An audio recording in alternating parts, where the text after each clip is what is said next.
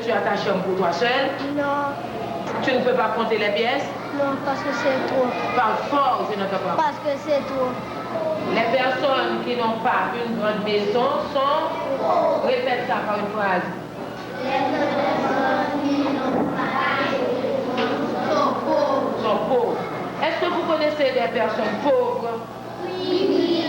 Comme ses collègues de l'enseignement public, cette institutrice reçoit un salaire modeste. Elle enseigne donc l'après-midi dans une autre école. Ce système du double poste est très répandu car il permet d'améliorer le revenu des enseignants et surtout de doubler la capacité des écoles.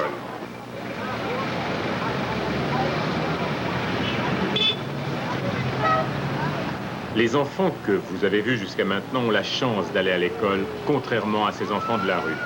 Car près de la moitié des jeunes haïtiens, particulièrement à la campagne, n'ont pas accès à l'enseignement, bien que la scolarité soit obligatoire. En raison du manque de locaux et de maîtres, ils ne peuvent pas être accueillis à l'école et sont abandonnés à eux-mêmes.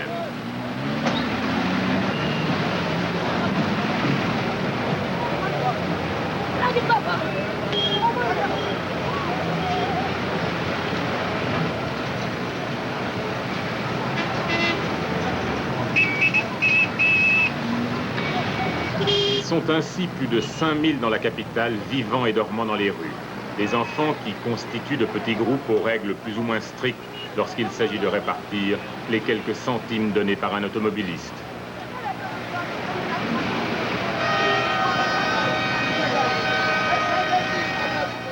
Olivier Roche, vous êtes le directeur du collège privé qu'on vient de voir maintenant, le collège Bird, dans lequel nous avons filmé. Et vous avez été également ministre de l'Éducation pendant les premiers mois du gouvernement provisoire du général Nanfi. Alors, comment en est-on arrivé à cette situation sur le plan d'éducation en Haïti?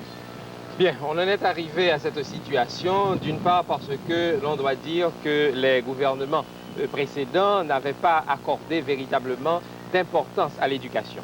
Ce qui signifie que l'on n'a pas accordé à l'éducation la part du budget qui normalement devrait revenir à l'éducation. Dans le passé, la part du budget était parfois 9%, 10%, 11%. Bon, cet an dernier, pour cette année-ci, on est arrivé à 17%, ce qui est encore insuffisant, étant donné que la population haïtienne est une population très jeune. En effet, plus de 40% de la population haïtienne a moins de 17 ans.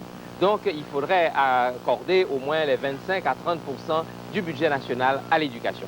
Donc, insuffisance de ressources nationales accordées à l'éducation. À ce moment-là, les parents ont été obligés, n'est-ce pas, de compenser à ceci en envoyant leurs enfants à l'école. Et il faut dire que aussi certaines institutions, comme les églises en particulier, ont joué un rôle très important. En effet, sur 3000 écoles primaires que nous avons dans le pays, il y a à peu près un millier, n'est-ce pas, qui sont dirigées par des églises protestantes et à peu près 500 à 600 qui sont dirigées par les églises catholiques. Donc ça vous montre le poids, n'est-ce pas, des églises dans tout ceci. Mais il faut dire que la situation que nous constatons en ce moment en Haïti, cette promiscuité, est aussi l'effet d'une autre cause qui, elle, je dirais, est positive, à savoir la soif d'éducation qu'il y a dans ce pays. Et en effet, actuellement, si nous suivons les chiffres de ces dernières années, en 10 ans, l'effectif des classes primaires a pratiquement doublé, n'est-ce pas? Donc cela veut dire qu'il y a une soif et les parents font tout ce qu'ils peuvent, n'est-ce pas? Ils consentent des sacrifices énormes pour envoyer leurs enfants à l'école. Quelles seraient les priorités aujourd'hui pour l'éducation en Haïti? Sur quoi faut-il mettre l'accent? Alors, sur quoi il faut mettre l'accent? Eh bien, moi, je crois qu'il faut mettre l'accent sur l'éducation primaire, de telle sorte qu'il y ait au moins 6 années qui soient données à tous les enfants haïtiens. Et je crois que ceci est possible. Tout ce qui nous retient aujourd'hui, ce sont les moyens. Il faudrait d'une part que les élites haïtiennes, parce qu'il y a quand même une élite économique haïtienne, enfin, vous le savez certainement, 1% de la population accapare près de 40% du revenu national. Il faudrait que cette élite puisse, n'est-ce pas, concéder au moyen d'impôts, de taxes, n'est-ce pas, plus d'argent pour l'éducation, qu'il y ait aussi la volonté politique pour le réaliser, et il faudrait aussi qu'il y ait une solidarité internationale. Solidarité internationale qui a commencé déjà à se manifester parce que, bon, il y a certains groupes, n'est-ce pas, suisses ou autres, qui aident au niveau de l'éducation à travers des institutions religieuses ou autres, mais il faudrait que cette solidarité se manifeste davantage. Et aujourd'hui, nous avons la chance d'avoir un programme d'éducation réformé se basant sur le créole qui permet de diffuser la connaissance de façon plus efficace et de façon plus rapide. Merci Ronnie Desroches. Comme la quatrième volet de notre enquête après l'éducation, c'est la situation économique et notamment les rapports entre l'économie haïtienne et l'économie américaine. Regardez.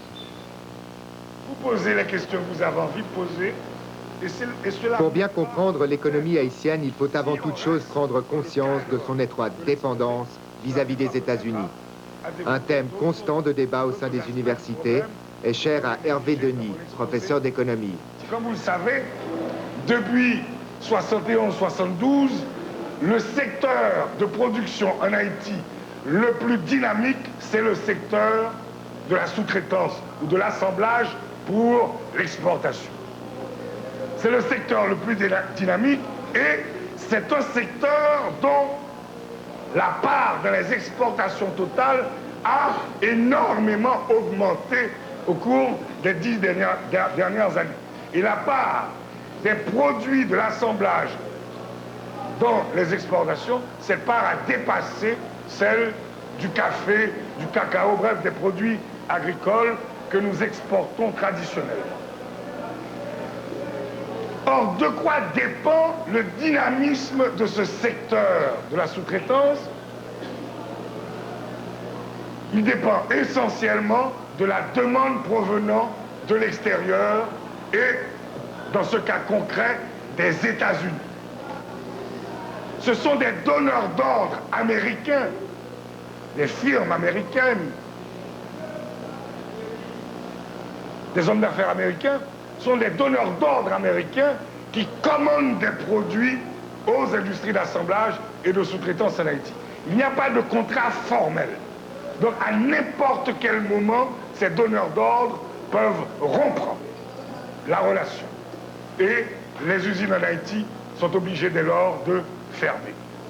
Même pour son budget de fonctionnement, l'État haïtien dépend des fonds fournis par la USA. En d'autres termes, l'État haïtien serait souvent en cessation de paiement, ou du moins l'État haïtien serait incapable de payer ses fonctionnaires si l'État haïtien ne recevait pas périodiquement des fonds du gouvernement américain lui permettant d'assurer le versement des traitements aux fonctionnaires. Monsieur Denis, étant donné que Jean-Claude Duvalier, de 71 à 86, a reçu plus de 500 millions de dollars de l'extérieur. Il a pu, en fait, dilapider cet argent, soit l'envoyer dans les banques suisses surtout. Hein. Alors, est-ce que en ramenant cet argent dilapidé par le gouvernement des Duvalier, on ne pourrait pas, en fait, améliorer le sort des démunis haïtiens? Bon, alors il y a deux conditions. Premièrement, il faut qu'on puisse récupérer cet argent. Rien n'est moins sûr. Il est difficile de récupérer cet argent. Mais deuxièmement, cela suppose qu'il y ait en Haïti un gouvernement qui ait les moyens d'utiliser cet argent de manière productive pour l'ensemble du pays. Vous comprenez? Parce que Jean-Claude Duvalier a gaspillé 500 millions de dollars de l'aide étrangère. Hein? Mais rien ne dit que notre gouvernement ne ferait pas pareil. Vous comprenez? Il faut d'abord que nous autres en Haïti, nous nous assurions que le gouvernement mis en place après cette période de transition sera un gouvernement animé par la volonté expresse d'utiliser au mieux toutes les ressources disponibles, qu'elles soient internes ou externes, parce que nous avons besoin de l'aide étrangère. Mais il faut que ça soit une aide accordée dans le cadre d'une coopération bien comprise. Il faut que nous définissions notre stratégie en fonction de priorités choisies par Haïti et son gouvernement, et en fonction de cela, nous pourrons utiliser les ressources internes disponibles et nous pourrons utiliser l'aide étrangère qui nous serait alors accordée. En attendant, le signe le plus évident de cette dépendance entre Haïti et les USA est symbolisé par la monnaie locale, la gourde, qui s'offre au marché noir s'échangent immuablement au taux de 5 gourdes pour $1.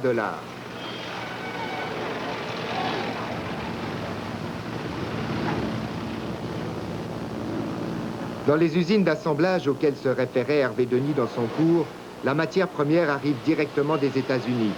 L'intérêt de l'opération résidant bien sûr dans la main-d'œuvre bon marché et qui jusqu'au 7 février 86 s'avérait particulièrement docile.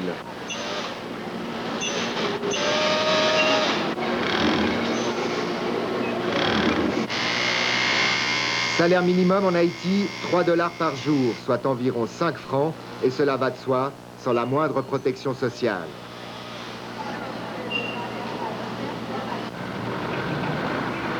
Mais le comble du paradoxe de cette industrie de sous-traitance fait d'Haïti le premier producteur mondial de balles de baseball, le sport national américain.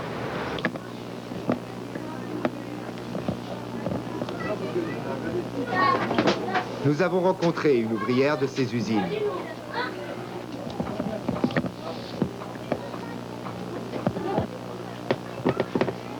Elle habite une unique pièce d'un quartier pauvre de Port-au-Prince. Seule pour nourrir ses 5 enfants, elle doit poursuivre ce travail pénible, chez elle, le soir. Une situation loin d'être exceptionnelle dans son entreprise.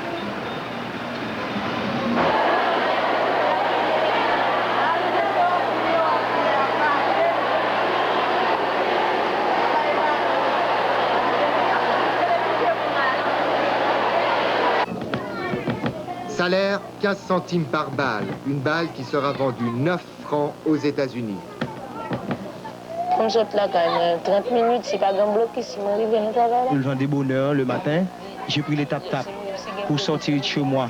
Et puis si j'arrive en retard, bon, je me suis obligé de retourner parce qu'on n'ouvre pas la barrière pour moi.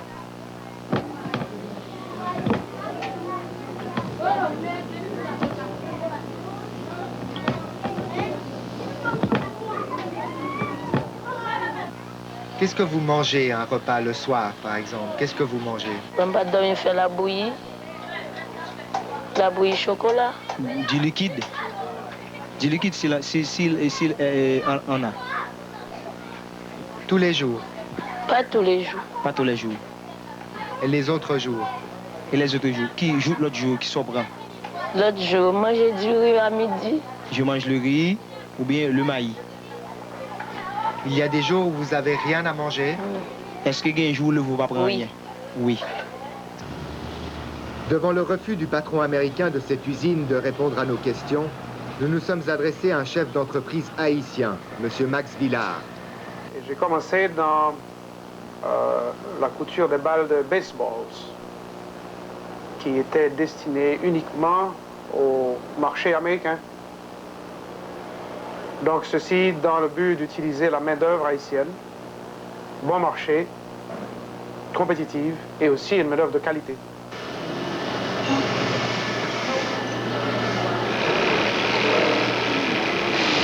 Débuts prometteurs qui permettront rapidement à Max Villard de diversifier ses activités et de devenir une des grandes fortunes du pays. Le 7 février n'a pas vraiment affecté mes affaires personnelles. Même que nous nous lançons dans d'autres activités. Par exemple,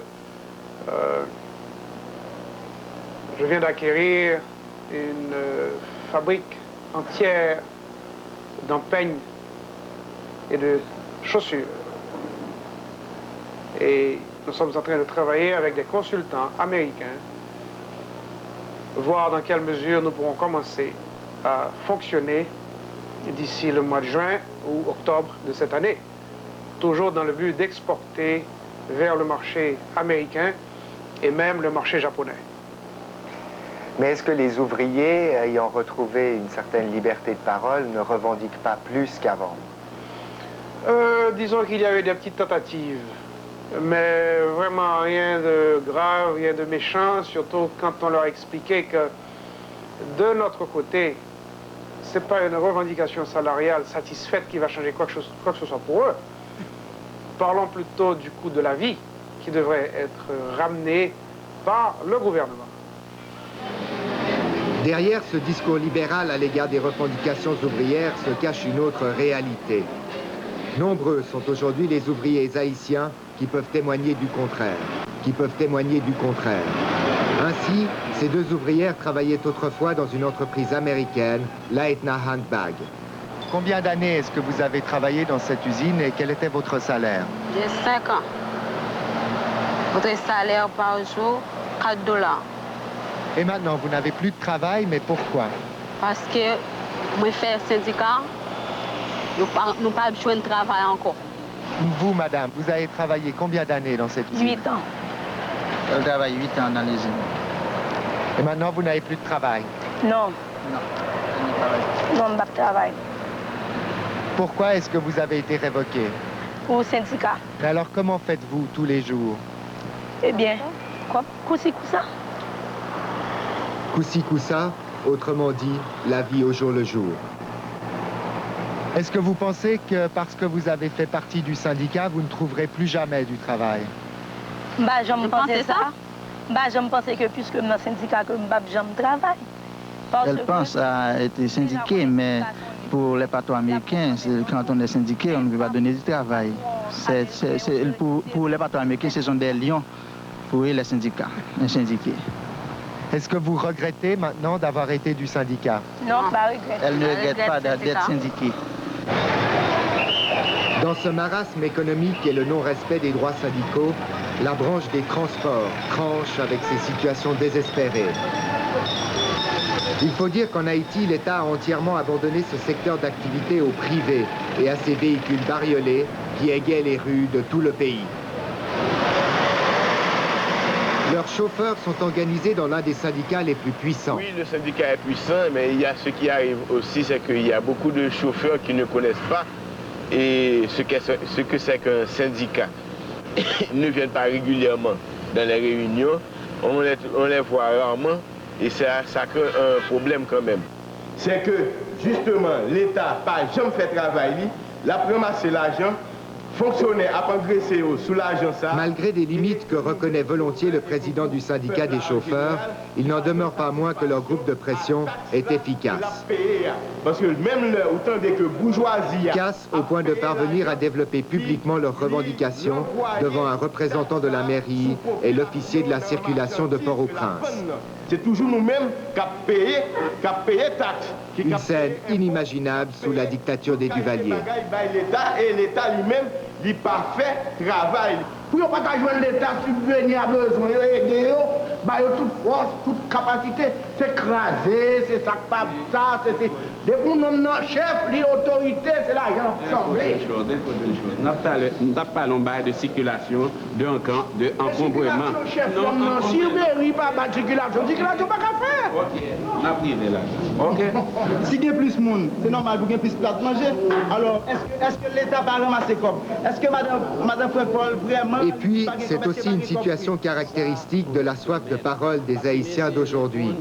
Dans le domaine concret, structurel. Une parole trop longtemps bâillonnée d'un peuple qui, malgré la misère, n'a rien perdu de sa joie de vivre.